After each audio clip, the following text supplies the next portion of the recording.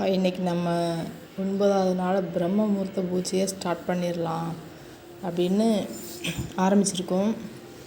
என்னென்னா இன்றைக்கி வெள்ளிக்கிழமைங்கிறதுனால நம்ம மஞ்சள் தேய்ச்சி அதுக்கு மேலே கோலம் போட்டுக்கலாம் அப்படி சொல்லிட்டு மஞ்சள் தேய்ச்சிட்ருக்கேன். அதாவது இந்த பூஜை நான் செஞ்சிட்ருக்கிறப்ப அதாவது நம்ம மஞ்சள் தேய்ச்சி கோலம் போட்டுட்டு அதுக்கப்புறம் நான் விளக்கேற்றி பூஜை பண்ணிகிட்ருக்கப்ப ஒரு அதிசயம் நடந்துச்சு.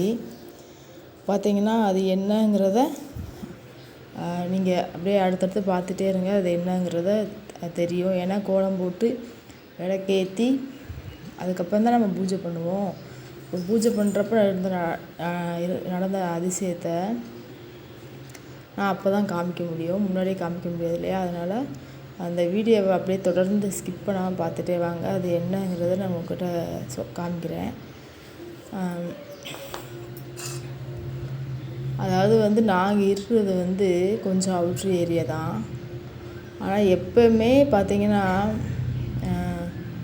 இங்கே பசுக்கள் எதுவுமே வராது. ஆனால் இன்றைக்கி பார்த்திங்கன்னா பூஜை பண்ணிகிட்டு இருக்கிறப்ப அந்த மணி சத்தம் கேட்டுச்சு. அந்த பசுமாட்டுக்கு கழுத்தில் கட்டியிருப்பாங்க பார்த்திங்களா மணி, அந்த சத்தம் கேட்டுச்சு.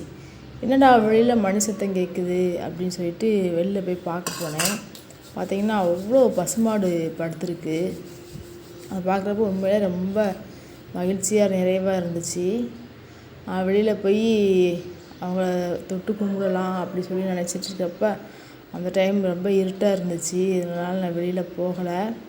அதை பார்த்து அந்த விஷயத்த உங்க கூட ஷேர் பண்ணிக்கலாம் அப்படின்னு சொல்லி ஒரு வீடியோ மட்டும் எடுத்துக்கிட்டேன். இப்போ நம்ம இந்த இதில் தீபத்தில் திரி போட்டு எண்ணெய் ஊற்றி வச்சாச்சு. இப்போ விளக்கேற்றிட்டு அதுக்கப்புறம் வெளியில் விளக்கேற்றி வச்சுட்டு பூஜை பண்ணிவிட்டு அப்படியே நம்ம உள்ளேயும் போய் பூஜை பண்ணிடலாம். இன்றைக்கி வெள்ளிக்கிழமைங்கிறதுனால நான் வெளியில் விளக்கேற்றி அதுக்கப்புறம் உள்ளே போய் பூஜை பண்ணுறேன். மற்ற நாள் உள்ளேயே நான் விளக்கேற்றிப்பேன். பார்த்திங்கன்னா இன்றைக்கி வெள்ளிக்கிழமை நான் விளக்கு எதுவுமே தேய்க்கலை. ஏன் தேய்க்கலை அப்படின்னா கையில் அடிப்பட்டதால் எதுவுமே செய்ய முடியல. ஒரு வாரமாக பாத்திரமே விளக்க முடியல. என் பொண்ணு தான் பாத்திரம் விளக்கி கொடுத்துட்ருக்காங்க. விளக்கு தேய்க்க முடியல. எதாக இருந்தாலும் நம்ம இறைவனுக்கு நம்ம குழந்தைகள் தான். அதனால் நம்மளால் முடியலங்கிறப்ப அவங்க ஏற்றுப்பாங்க. அப்படிலாம் கஷ்டப்பட்டு செஞ்சு அவங்க எங்கே பண்ணணும் அப்படின்னு எந்த இறைவனும் கேட்கல. நம்ம மனசு திருப்தியோடு யாருக்கும் எந்த கெட்டதும் செய்யாமல் சுத்தபத்தமாக இருந்து விளக்கேற்றினாலே போதும். பார்த்திங்கன்னா பிரம்ம முகூர்த்த பூஜை ஸ்டார்ட் பண்ணதுலேருந்து நாங்கள் நான்வெஜ்ஜே வீட்டில் சமைக்கலை. சொல்லப்போனால் சமையலே பண்ணலன்னு தான் சொல்ல முடியும். ஏன்னா கையில் அடிப்பட்டதால் ஒன்றும் செய்ய முடியல. அதனால் அவசரத்துக்கு சாதம், தயிர் சாதம், தயிர், அப்புறம் பார்த்திங்கன்னா வெளில இட்லி அந்த மாதிரி தான் வாங்கி சாப்பிட்ருந்தோம். அதனால் வீடு துடைக்கணும் விளக்கு தேய்க்கணுங்கிற கட்டாயம் இல்லை அப்படிங்கிறது எனக்கே தோணுச்சு.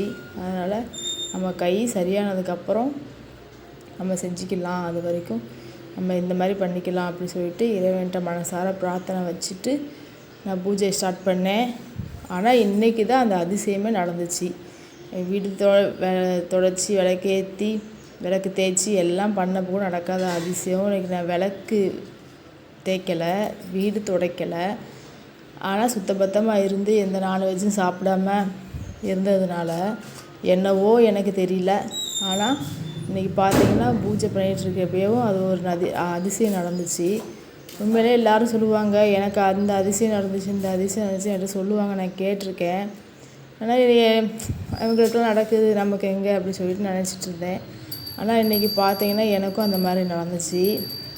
அது என்ன அதிசயங்கிறத இப்போ பூஜை பண்ணிகிட்ருக்கப்பவும் சத்தம் கேட்கும். போய் பார்க்கலாம். நம்ம வெளியில் பூஜை பண்ணிவிட்டு அதுக்கப்புறம் நம்ம வெளியில் விளக்கேற்றிட்டு உள்ளேயும் விளக்கு ஏற்றிட்டேன். இப்போ இங்கே பூஜை பண்ணிவிட்டு அப்படியே நம்ம உள்ளே போய் பூஜை பண்ணிடலாம். ஏன்னா நம்ம விளக்கு வெளியில் ஏற்றி பூஜை பண்ணிவிட்டு உள்ளே போய் பூஜை பண்ணுறப்ப அந்த மகாலட்சுமி தாயாரை வெளியிலேருந்து உள்ளே கூட்டிகிட்டு போகிற ஒரு மன திருப்தி எனக்கு இருக்கும். அந்த அதிசயம் என்னங்கிறத வாங்க பார்க்கலாம். பார்த்திங்களா அவ்வளோ பசுமாடு படுத்துருக்கு. எங்கள் வீட்டு முன்னாடி இவ்வளோ பசுமாடு படுத்துருக்கு. நான் தொளிக்கிறப்ப கீழே உட்காந்துருந்துச்சு. இந்த பூஜை பண்ணிகிட்ருக்க பார்த்தீங்கன்னா எவ்வளோ பசுமாடு எந்திரிச்சு அமைதியாக நிற்கிது. பார்க்குறப்ப அவ்வளோ சந்தோஷமாக எனக்கு இருந்துச்சு. இப்போ வெளியில் நம்ம பூஜை பண்ணிவிட்டு அதை போய் பார்த்துட்டு வந்தேன். சத்தம் கேட்குது அப்படின்னு சொல்லி பார்த்துட்டு வந்துட்டு அதுக்கப்புறம் இதையெல்லாம் எடுத்துகிட்டு உள்ளே போய் பூஜையும் நம்ம வீட்லேயும் பூஜை பண்ணிடலாம். வெளில விளக்கேற்றியாச்சு, தண்ணி சாம்பிராணி எல்லாமே வச்சாச்சு.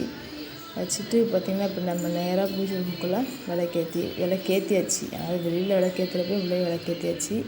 வெளில பூஜையை முடிச்சுட்டு இப்போ உள்ளேயும் பூஜையை முடிச்சுட்டு நம்ம இந்த பூஜையை நிறைவு பண்ணியாச்சு. 9வது நாள் பூஜையை. இந்த வீடியோ உங்களுக்கு பிடிச்சிருக்குன்னு நினைக்கிறேன். தேங்க்யூ.